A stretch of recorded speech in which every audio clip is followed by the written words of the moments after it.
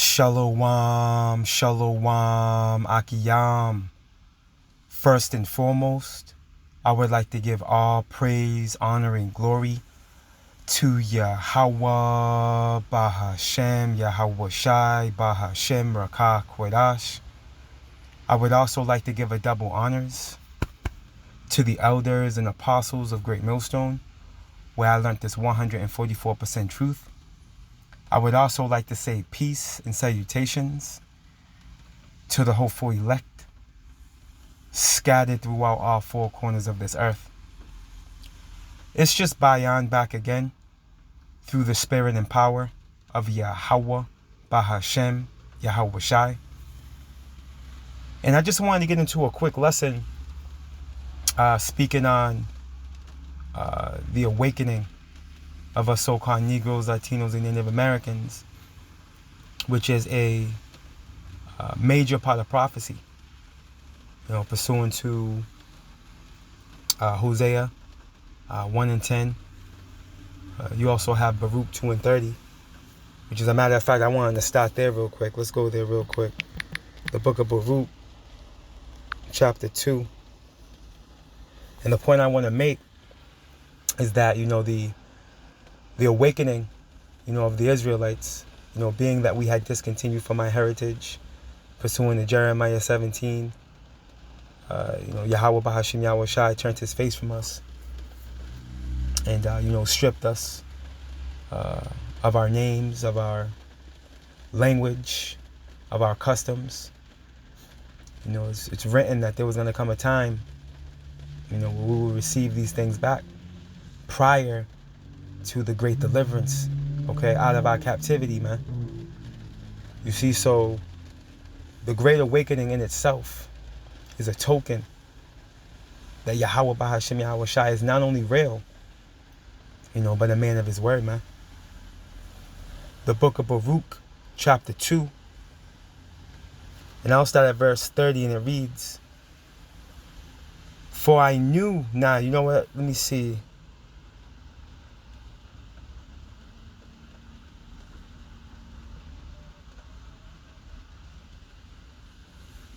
You know what? I'll start at verse 28. The book of Baruch, chapter 2, and verse 28, and it reads, "As thou spakest by thy servant Moses, in the day when thou didst command him to write the law before the children of Israel, saying, If ye will not hear my voice, surely this very great multitude shall be turned into a small number among the nations, where I will scatter them," right?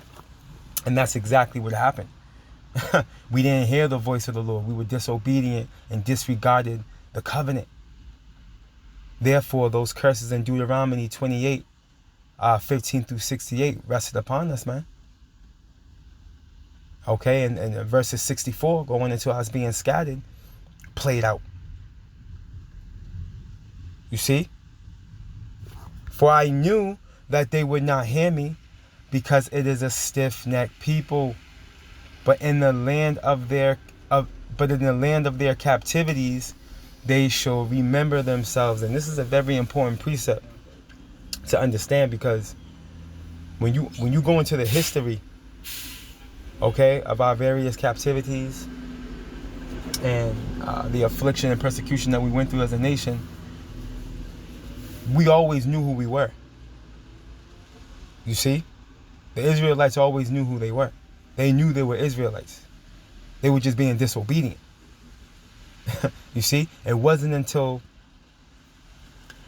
being driven, to the land of the North, North America, and being beaten and raped, robbed, and murdered, man, in the form of, these English coming over here, Cristobal Colon, these conquistadors, and these other European settlers, when they came over here and pressed on, the Northern Kingdom and beat their ways into them, you see? And then ultimately the Northern Kingdom, the Southern Kingdom, man, when they rounded them up in Western and Northern parts of Africa, and drove them over here via ship. And mind you, the Northern Kingdom was also being driven off of the land by ship to European to Europe, to areas in Europe. You see, so northern and southern kingdom fulfilled Deuteronomy 28 and 68. You see, but the point I'm making is that it wasn't until our hard bondage and endless captivity that we, suffered over here in the land of the north, where we forgot about ourselves, man, where we forgot who we were, because it was beaten out of us.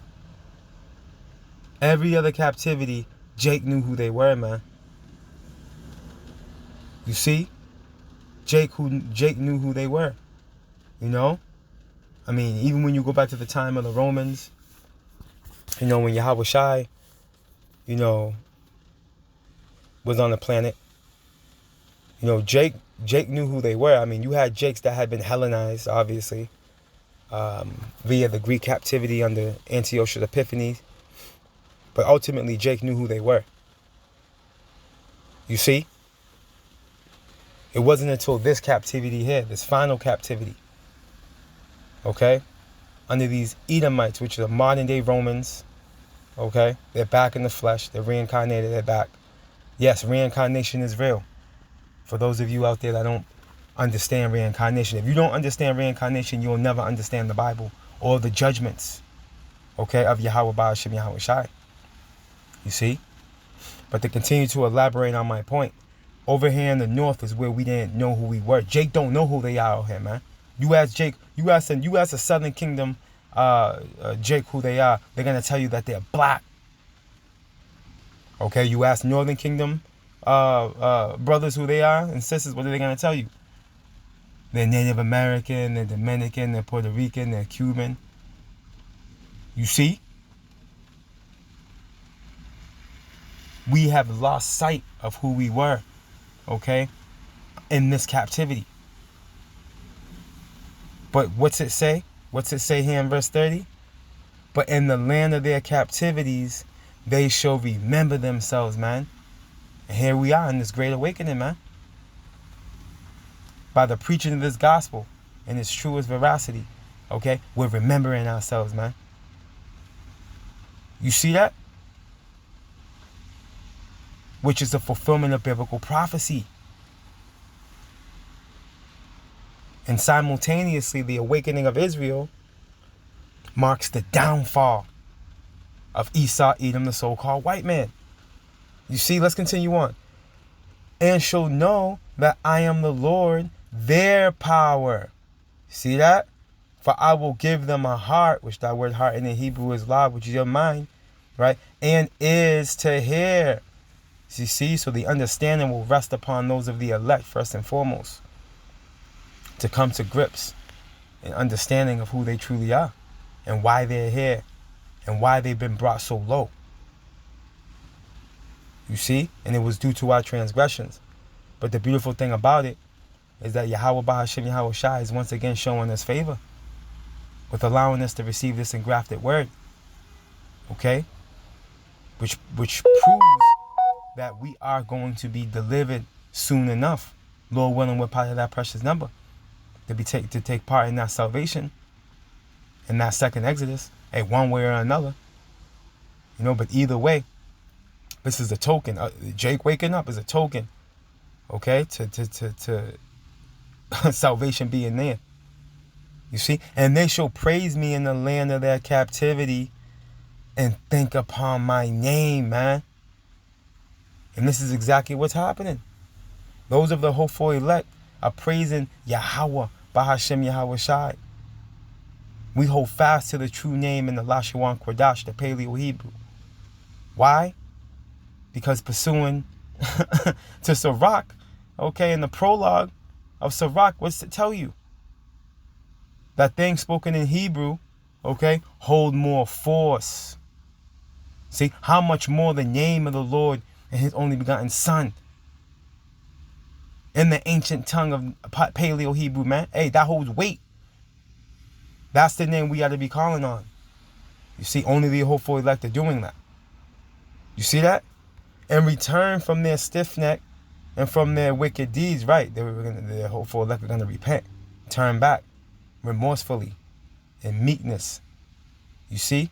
Understanding that we greatly offended, right? For they shall remember the way of their fathers, right? Which what? Sin before the Lord. Okay? And if you look into the depths of what our fathers were getting into, again, if you understand reincarnation, we were our forefathers, man. You see? And we're back, hey, living out that curse in Deuteronomy 28. Let's go here.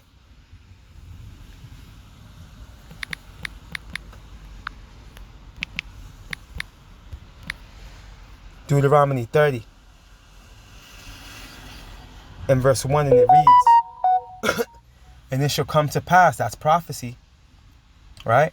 When all these things are come upon thee, the blessing and the curse, and we know the blessing came in the form of what?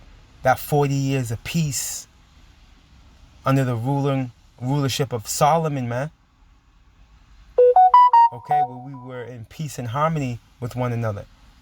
All 12 tribes were together. Okay, and these heathen were under complete subjection. Okay, and the how that was possible, how that 40 years of peace was possible, was due to the complete domination of King David. Okay, hey, and that's the tabernacles of David, by the way, being raised up. Okay, the complete domination of you heathen nations. For those of you out there that think these heathen nations are part of the tabernacles of David being raised up, no, man. Go read 2 Samuel, the 8th chapter. Okay, hey, King David had these heathen under complete subjection, man. Okay, and that's the tabernacle being raised up. Israel, Yasha Allah. Okay, coming back in the spirit, okay, of the days of old, man. Okay, in the time of King David, when he completely dominated you heathen. That's what's coming back. Upon the return of YAHAWAH cracking these clouds, that's what's coming back, man. And it's going to be a perpetual kingdom, everlasting, never ending. And it's going to be in righteousness. You see? And now, hey, what do we got resting upon us as I speak? The curses, man. Why? Because after King Solomon passed away, what's that? I believe that's 1 Kings. I believe that was that's in 1 Kings, the 11th chapter. Right? Soon after that, what, in 2 Kings, what's that? 2 Kings 17? What happened to the northern kingdom? They went headfirst into captivity, man. Under the Assyrians, man. Under Shalmaneser V. Why? Because they were going off following the ways of Jeroboam. And then soon after that, not too long after that, the southern kingdom got casted out of the land. Okay, going under captivity under the Babylonians, man. Under, who was that? Nebuchadnezzar II. Why? Because they were being wicked. You see? And we're living these curses out to this day right now. You know, but it's transitioning though. How do I know that? How do we know that? Because Yahweh Bashim Yahushai allowed us to get this word. Right? Let's continue on. Let's get a little bit more. Right? Which I have set before thee, and thou shalt call them to mind among all the nations, whether the Lord thy power have driven thee. Right? Deuteronomy 28 and 64. Us being scattered. You see? See, when we were doing wickedness, see, when Jake was in the midst of doing his wickedness, he didn't think he was going to have to come back and deal with it. You know? Let's get a quick precept. But as it says here, 2nd Esdras, to prove reincarnation real quick. 2nd Esdras chapter 7.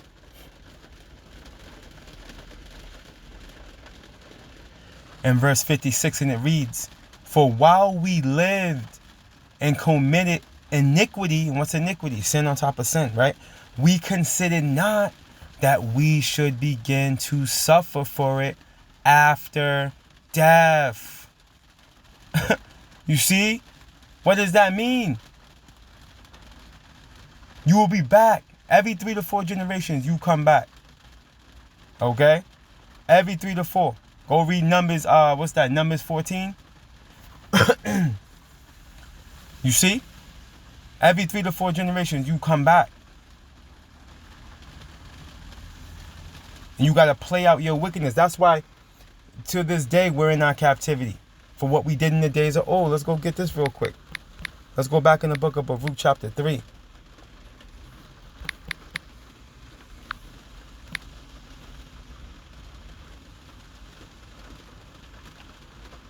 In verse 8, and it reads, behold, we are yet this day in our captivity, man. Literally, right? Where thou hast scattered us for a reproach and a curse. You see? And to be subject to payments, man. We're paying for water, man. We're paying for natural resources. And they're contaminated and defiled at that. Hey, this is the worst case scenario, man. According to all the iniquities of our fathers. You see that? Which what? Departed from the Lord, our power. And again, we are our forefathers, man. And you know what? And to further consecrate the point, let's go back to 2nd Ezra. Let's get this. Just establishing and reinforcing reincarnation. Right here. 2nd Ezra 14:35. For after death shall the judgment come, man. Okay? When we shall live again. You see that? Because after why? Because after 3 to 4 generations. Matter of fact, let me go get this real quick. And we're going to come back here. Real quick. Numbers 14. The book of Numbers chapter 14 verse 18. It reads, the Lord is long-suffering and of great mercy, forgiving iniquity and transgression, and by no means clearing the guilty. So you see, there's a point in time where he will forgive iniquity and transgression. We're in that time now. Okay, where he's beginning to forgive us. Again, this is why we're able to receive this word. He's opened up his thoughts to us, man. Starting with the men of the Lord. You see? Starting with the elders and apostles of Great Millstone on down, man. Whom we received this report from. Okay? Forgiving iniquity and transgression, and by no means clearing the guilty, right? Hey, justice and judgment is the habitation of the Lord's throne, man. Okay, point blank, period. Okay, the foundation of his throne is justice and judgment. You see, you have to pay for what you do. Right? Visiting the iniquity of the fathers upon the children, right? Unto the 3rd and 4th generation. What does this prove? Reincarnation. And it also proves that you are your forefathers, man. Coming back in the flesh. You see? Okay, this is what this proves. Let's go back to 2nd Ezra, which also gives credence to the idea that Esau, Edom, the so-called white man, and the rest of these heathen are not going to escape for what they've done. As we're going to prove when we go back to Deuteronomy 30, right? Let's continue on in 2nd Ezra 14 and then go back to Deuteronomy real quick. 2nd Ezra 14 and 35, and it reads, for after death shall the judgment come, man, when we shall live again. And then shall the names of the righteous be manifest, and the works of the ungodly, okay, shall be declared, man. You see, after death, judgment comes, man. You get your judgment, okay? What you've done in that life, hey, you come back to, you got to pay that off. See? You got to pay that off, man. Nobody escapes. Okay? We didn't get to escape. His chosen people. So none of you heathens starting with Esau, Edom, the so-called white man is going to escape. But back to the point, right? Continuing on in Deuteronomy 30, making the point, you know, that us receiving this word, okay, is the beginning stages of our salvation. Okay? And also the reflection of Esau, Edom, the so-called white man, falling from power. All right, let's continue on. Deuteronomy 30 and 2. And now, actually, let me read verse 1 again.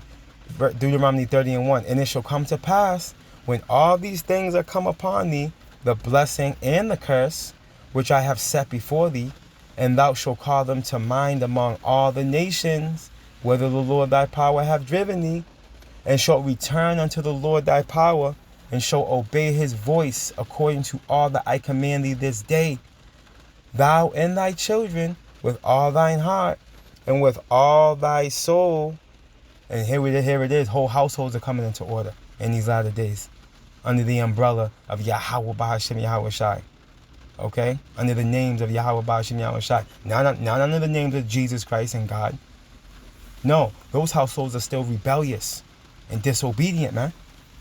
Okay? Let's continue on. That then the Lord thy power will turn thy captivity and have compassion upon thee, and will return and gather thee from all the nations whither the Lord thy power hath scattered thee, man.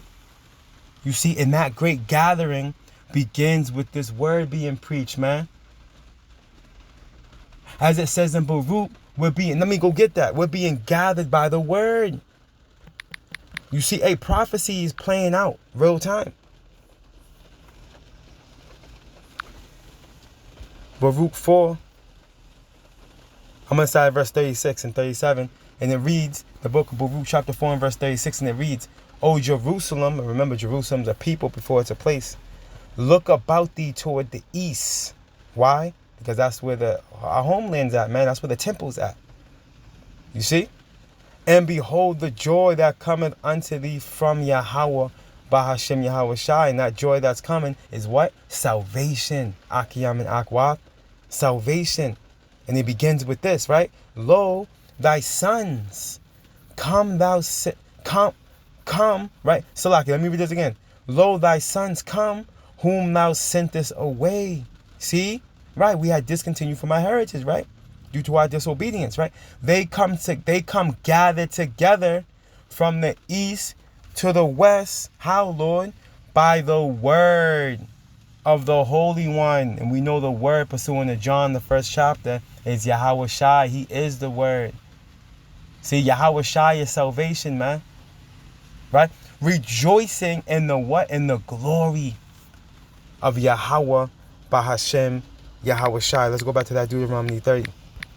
So you can see, the chronological order of our salvation coming into existence, man.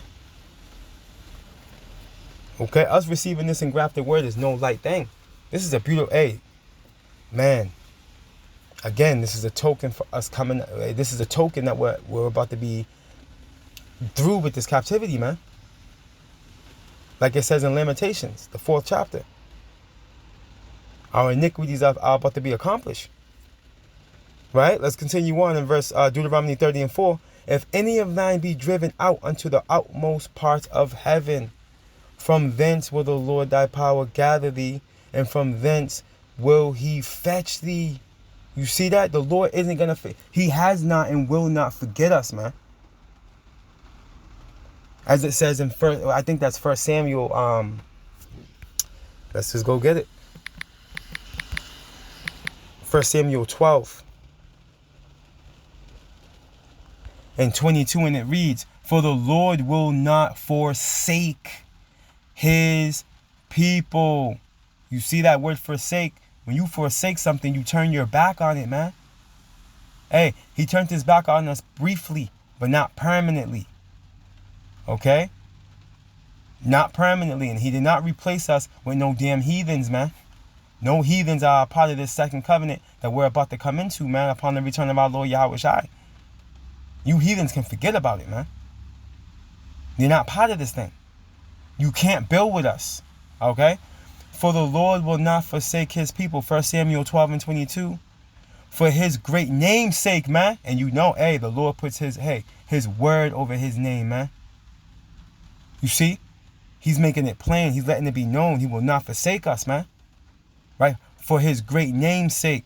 Because it hath pleased the Lord Yahawah to make you his people. Okay? And this never changed. Okay, from Genesis to Revelations, this never changed. Back in Deuteronomy 30 and verse 5, and the Lord thy power will bring thee into the land which thy fathers possessed, the land of Canaan, man. Right? And thou shalt possess it. And he will do thee good and multiply thee above thy fathers. Why? How? Because we're going to have more than just the land of Canaan, man. And we're going to come into that global, universal dominance, man. Okay? And on top of that, we're going to be immortal. How beautiful is that? You see that? How beautiful is that, man? And the Lord thy power will circumcise thine heart, right? Our mind, right? How? By putting this word into us, man. You can read about that in Jeremiah 31, Hebrews 8. This word is going to be in us. We're going to be wired to do righteousness. We're going to be perfect judges. We're not going to be able to go off if we wanted to. You see? And the Lord thy power will circumcise thine heart and the heart of thy seed. You see? It always comes down to it. Who's he? This is not talking to any other nation. We're talking about Israel here. Okay? And we're going to prove it as we continue to read. To love the Lord thy power with all thine heart and with all thy soul, that thou mayest live. Right? And here's the point. And the Lord thy power will put all these curses. What curses? Deuteronomy 28 and 15 through 68. Right? And the Lord thy power will put all these curses upon thine enemies. Who is our enemies? Go read Psalms, the 83rd chapter. Right? And on them that hate thee, which persecuted thee. Who hates us and persecutes us, man? Go into circular history and see who dealt treacherously with the so-called Negroes, Latinos, and Native Americans. And you're going to find out firsthand that first and foremost, Esau, Edom, the so-called white man, hates us, man, and has persecuted us, right along with the rest of these heathen nations. You see, but the beautiful thing about it is that they're about to come into that curse, man. You see, in Israel, okay, we're about to come into that blessing. Lord willing, we're part of that, precious number to be able to take part in the first resurrection. All praise, honor, and glory to YAHAWAH, Bahashem, YAHAWAH, Bahashem, Rakak, Wadash. Double honors to the elders and apostles of Great Millstone, where I learned this 144% truth. Lord willing, you Akiyam and Akwath will edify. Barakatah Yahawah, Barakatah Yahawah Shai. Kal Halaliam La Yahawah, Bahashem, Yahawah Shai, Bahashem, Rakak, Wadash. Shalom.